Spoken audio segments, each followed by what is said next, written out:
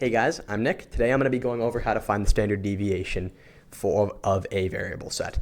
So first, all you're going to do is find the mean. Pretty easy. Then we're going to take every single value and subtract it by the mean. Not too bad. We're going to calculate all those squared. We're then going to sum up these squareds. Then we're going to divide by n minus 1. And then we're going to take the square root. And then we're done. Let's go through an example together to see how this process works. So we're going to start off with a pretty easy data set. Only 4 cases and some pretty small numbers. Let's calculate the standard deviation of it for fun. So first step, we got to find the mean.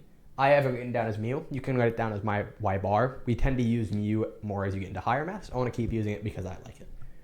So to calculate the average, all we're going to do is we're going to add up these values and then divide by 4.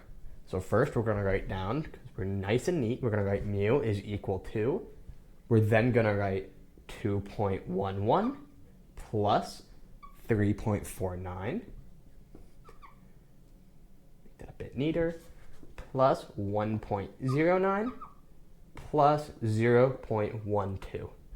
Then we're going to divide all of that by 4, because we have 4 cases, and this is going to spit out a nice number of 1.70.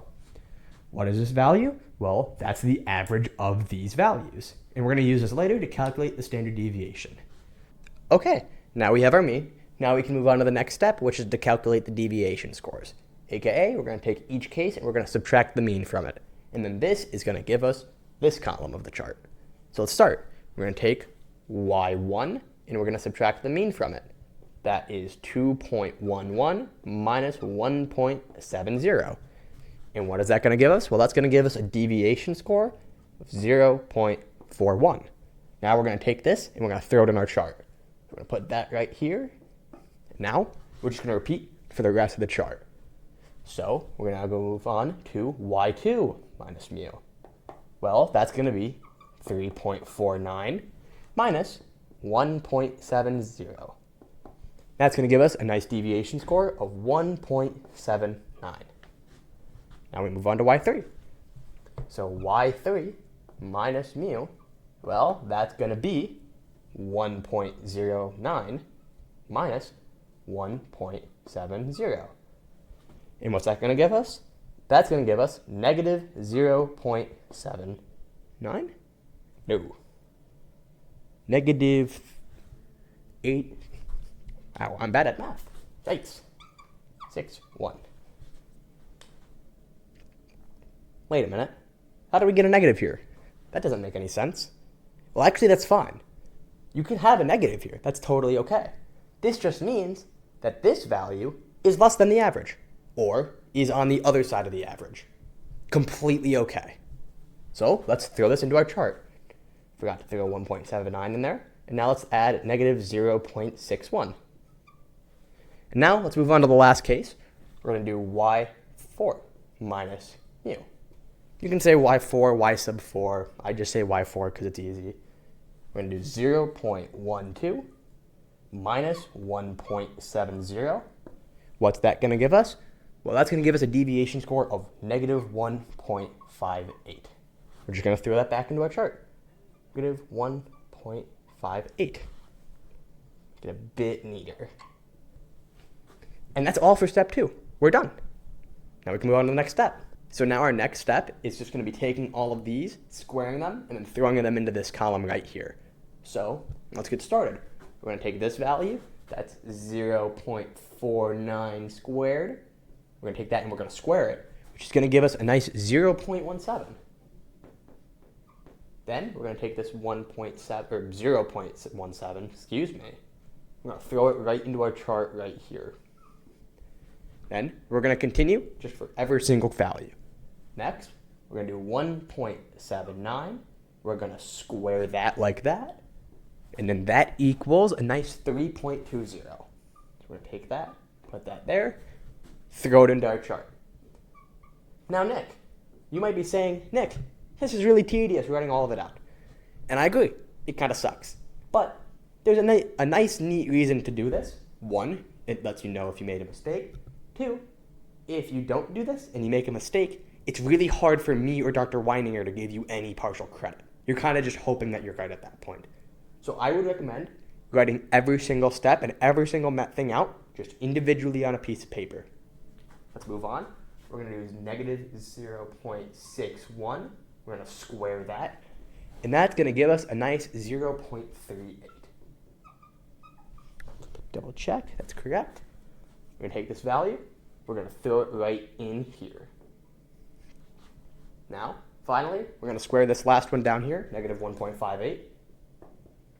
And negative 1.58 squared, that's just going to be a nice 2.5.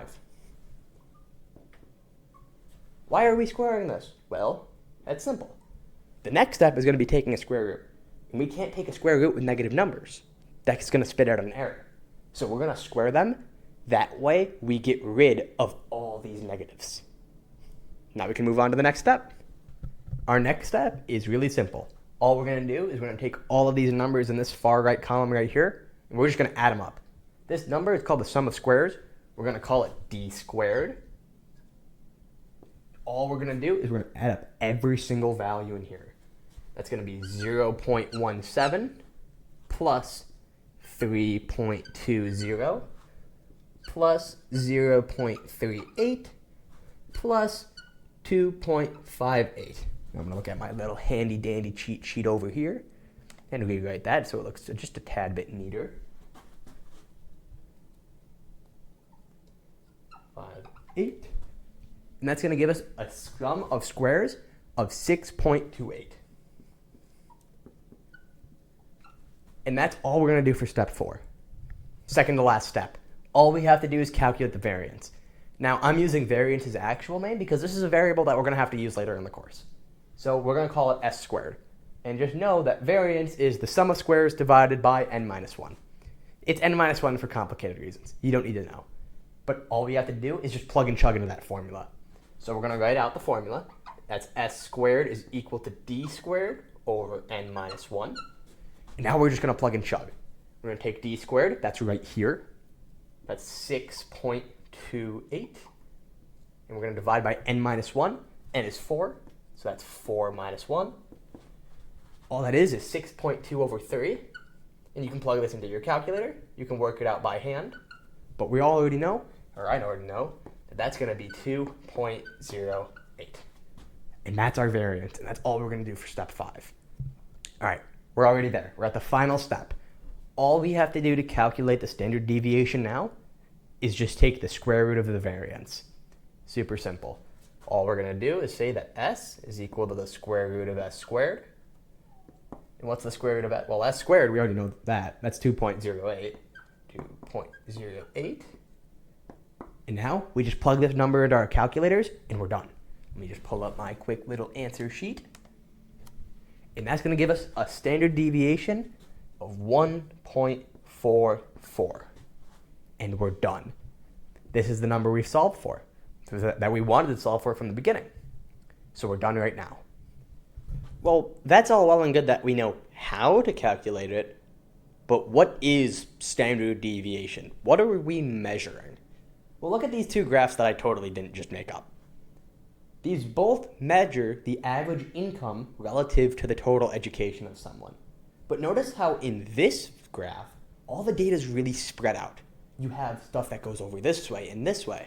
But then in this graph, everything is really centralized. It's very, very close to the mean, which is right here. Well, this is exactly what we're trying to measure with standard deviation. In this graph, the standard deviation is a lot smaller. That's because the standard deviation is how far away everything is from the mean. Here, everything's super close to the mean. It's super nice and compact. That means the standard deviation is really small. But over here, not the case. Everything is super far away from the mean. That would mean the standard deviation's really, really high. Let's recap everything we did in this lesson. First up, we're going to find the average. That's just adding up all the values and then dividing by the total number of values. Second step, we're going to find the deviation score. We're going to take every single case, we're going to subtract the mean, and then we're going to throw it right back into our table. Next step, we're going to calculate the deviation score squared. Take all of these, square it, throw it back into your table. Next step, we're going to take all of these, we're going to add them up, take the sum.